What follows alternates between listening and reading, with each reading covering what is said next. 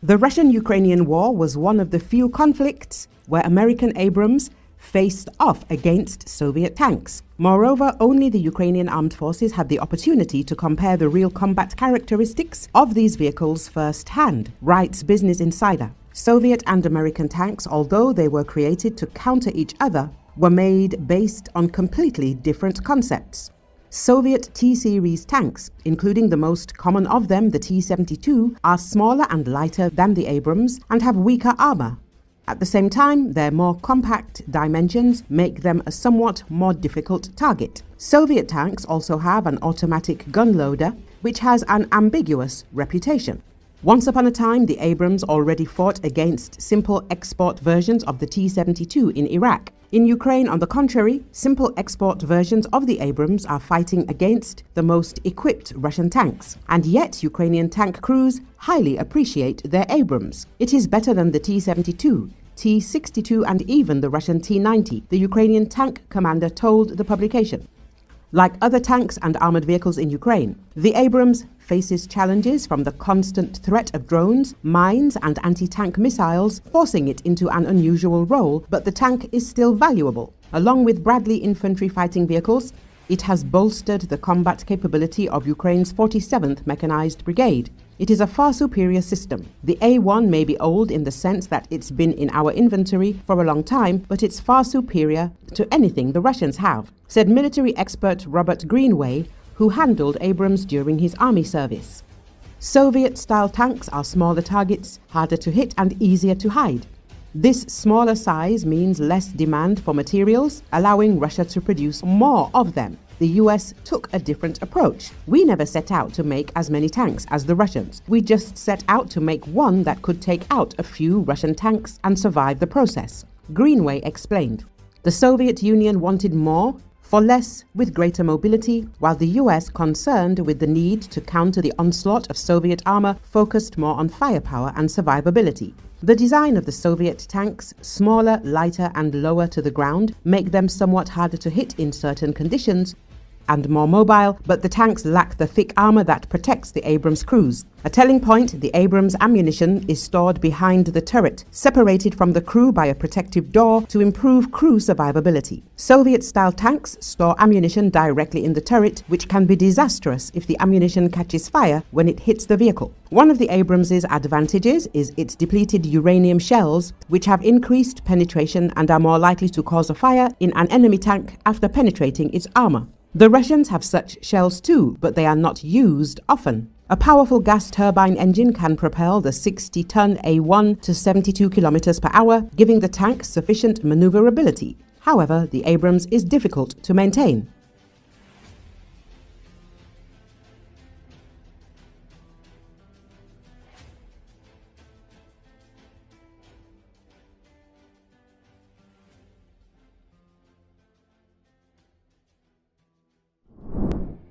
The Transportation Safety Board of Canada is investigating an incident involving a plane at the Halifax Stanfield International Airport, which one passenger described as a rough landing that sparked flames.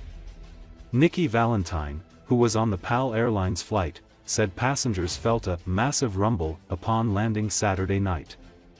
Amateur video from the scene showed the stationary plane tilted over to one side on the tarmac.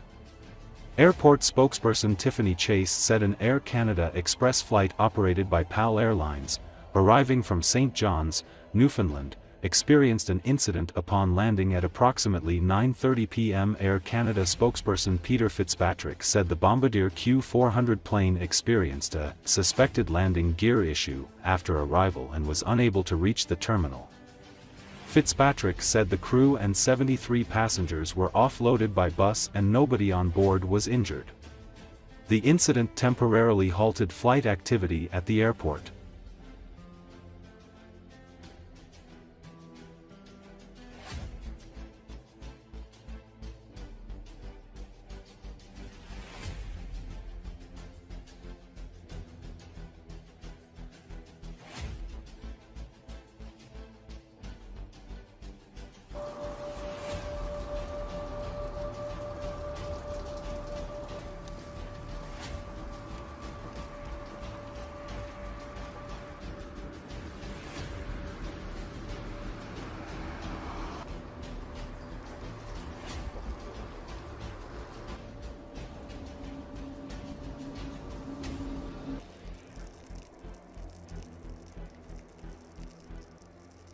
نحن هون بالمدينة الصناعية بعذر البلد.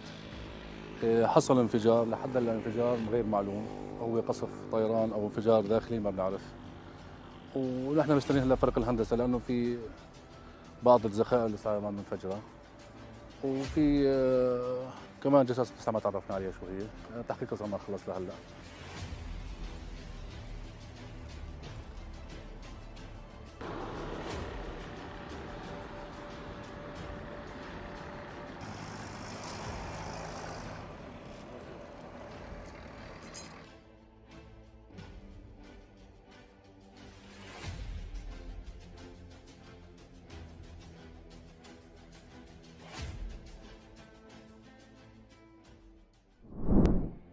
Security forces early on Tuesday were seen removing part of a missile that was reportedly launched from Yemen and intercepted by Israel.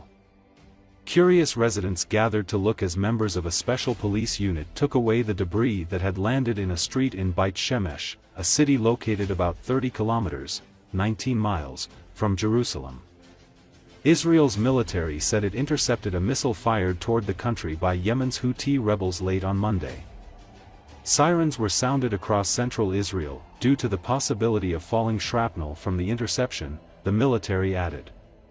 There were no reports of injuries from Magen David Adom, Israel's rescue service. The Houthis have been firing drones and missiles at Israel as well as attacking shipping in the Red Sea corridor, attacks they say won't stop until Israel agrees to a ceasefire in the Gaza Strip. Israel has carried out airstrikes in Yemen in response and has vowed to step up the pressure on the rebel group.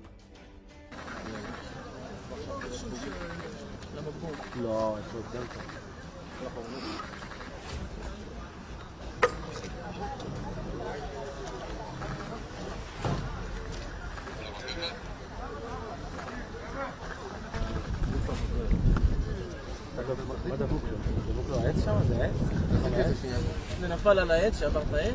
לא, מה זה דבוק לו שם? שערות סבתא האלה.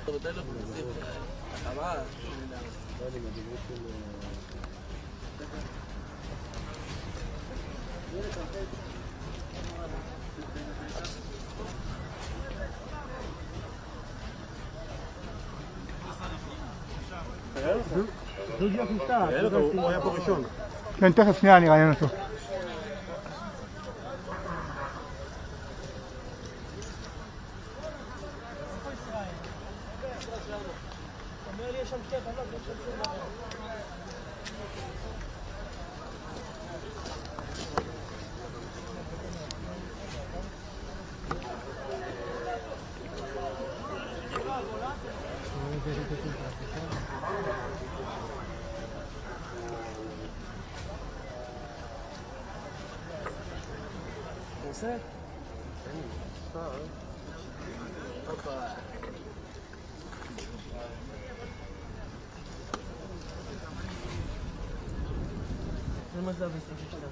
זה אנחנו מתחילים.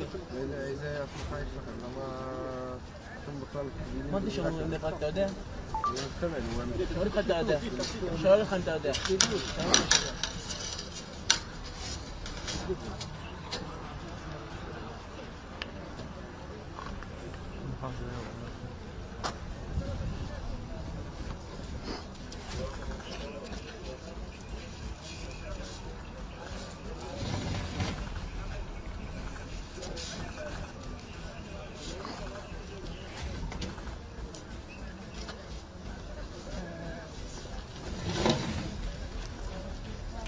אולי ניקח אותם הולכים או לא כדאי? לא, זה לא צריך. לא? אז אולי ניקח אותו רעיון, תעיר לי? בא לך. גם מגיע, רק כן, אין בעיה, אין בעיה.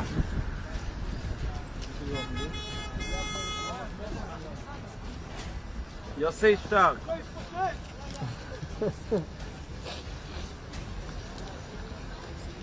תכף בטלפון פית הסופר, או 23, הכל. הכל 23, 24, סליחה. מה אתה צריך? חכה, בוא. מי רוצה שאני תעשו אותו כיפים? מה יש לנו?